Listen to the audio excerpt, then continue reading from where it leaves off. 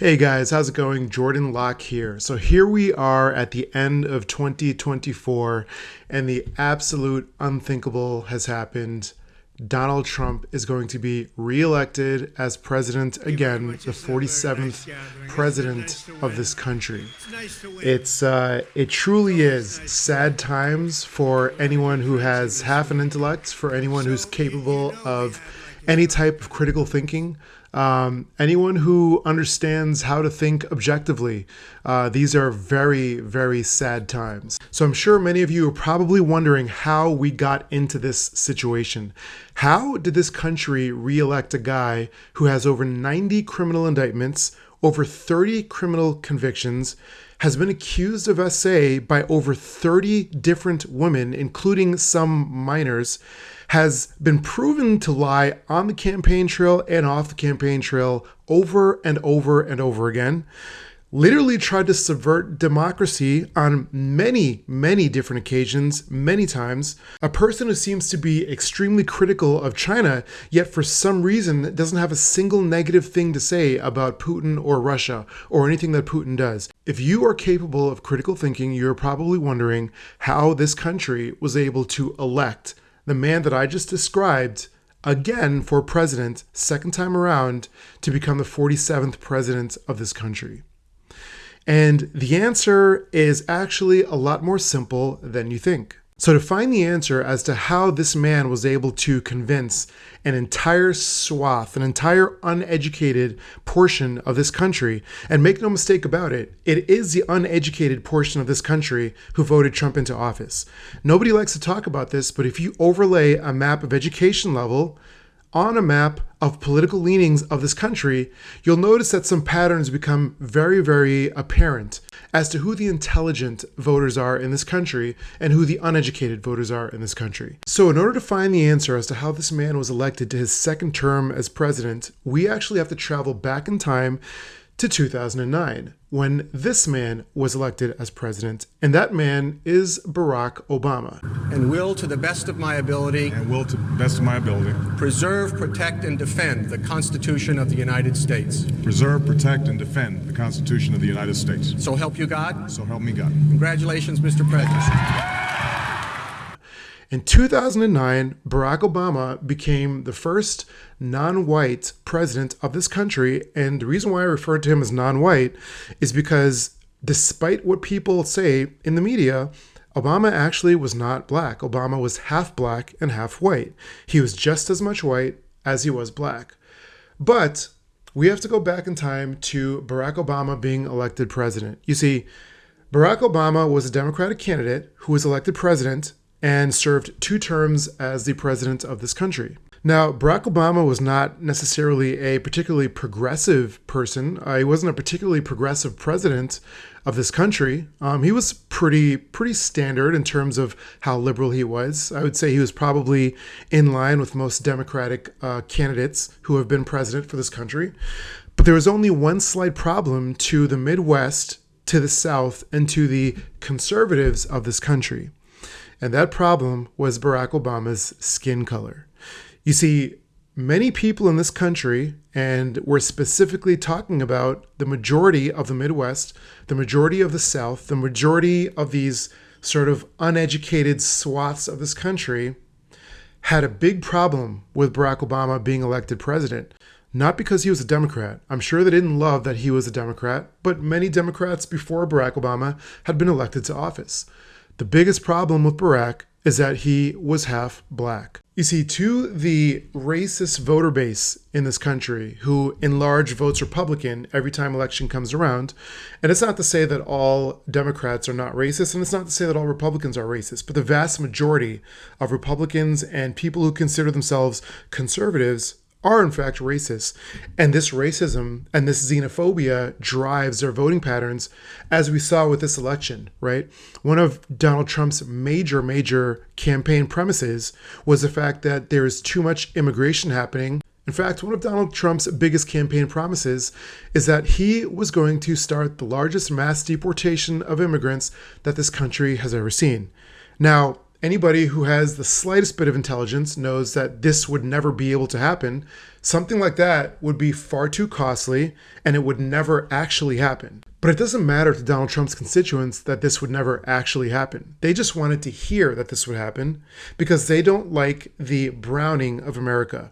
You see, that is the biggest problem with the conservative and Republican base. They call it illegal immigration, but the truth of the matter is they have no problem with illegal immigration as long as the immigrants are coming from European countries. When the immigrants are coming from non-European countries, that's when they have the biggest problem, right? So these voting patterns that the conservatives and the entire uneducated swaths of this country display time and time again have everything to do with racism and xenophobia. You see, this conservative base took Barack Obama getting elected president as a personal affront to them. They took it as a personal insult that a guy who was half black could become president of this country. After Barack Obama became elected president, this country saw the farthest move to the extreme right that it has ever seen. Why is that the case? That is because there was a lot of underlying racism in this country. There always has been since slavery, right? If you know anything about history, you know what happened after slavery was abolished. The slaves who were freed after the Civil War wanted nothing else but to become equal citizens. However, there was a large contingent in this country who did not want that. They saw these slaves being equal as a personal threat to them because they wanted to view themselves as being superior. That made them feel better. Fast forward to the 2000s, and that is the same constituency who took it as a personal insult that Barack Obama could be elected as president. So what we saw after Barack Obama was elected was the farthest move to the extreme right that this country has ever seen since the Civil War times. 20 years ago, Donald Trump and his extremism would never have been palatable in mainstream America, ever. That never would have been a thing. Now, this same guy who would not have been palatable to even the most racist portions of this country is now going to be the next president of this country. So what we have going on here with this voter base, right? The Midwest, the whole entire portion of the Midwest, all of these sort of uneducated areas in this country. What we have is we have millions and millions of US citizens who are voting not based on logic, not based on critical thinking, but voting solely on emotion, right? Trump's platform has always been, his strength has been to play on the insecurities, the xenophobia, and the racism of the Midwest and the South of this country, right? That's the whole purpose of the whole premise of the illegal immigration that has to be stopped. Like we discussed, everyone knows that this can't be stopped and it's never going to be stopped. And Trump knows that it's not actually possible to start mass deportation of immigrants. But it sounded nice to his racist constituency who doesn't want to see any more non-white immigrants. So when you look at the entire picture of this election, you have a guy who once again has over 90 criminal indictments against him. 90 criminal indictments against him, has been convicted of over 30 of them, 30 plus convictions, has been accused of SA by over 30 different women, and that's just the icing on the cake. We're not even going to get into the fact that he literally tried to overthrow a democratically elected government last election, which, by the way, if the Democrats cheated so badly in 2020, why didn't they just cheat again in 2024? You see, it's just further proof to show you that this conservative voter base, they don't think based with rationale. They don't think critically. They don't think objectively. Everything is purely emotion for them. They don't care that this guy has over 90 indictments. They don't care that this guy has 30 plus convictions. They don't care that 30 women, over 30 women, including minors, have accused this guy of SA. None of that matters to them. If it was Barack Obama, it would mean the entire world to them. They wouldn't shut up about it. But because it's Trump, none of that matters to them because Trump gives them the message that they want to hear. And that message is that they are better than people who have darker skin. And Trump knows very well what he's doing. He knows how effective this message is for uneducated portions of this country.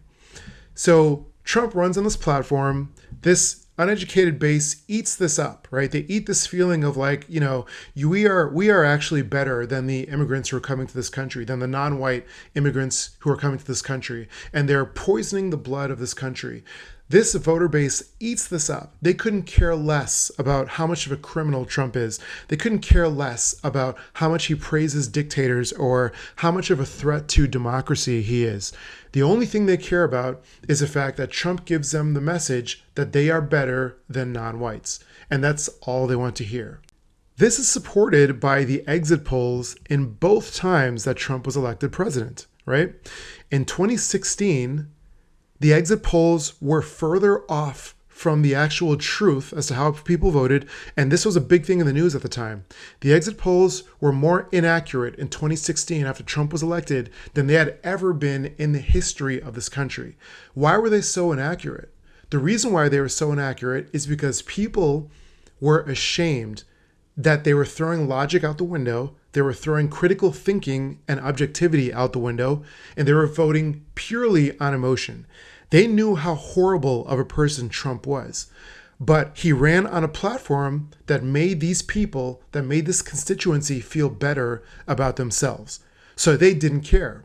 They said they were going to vote one way, and they went into the polls and they voted another way.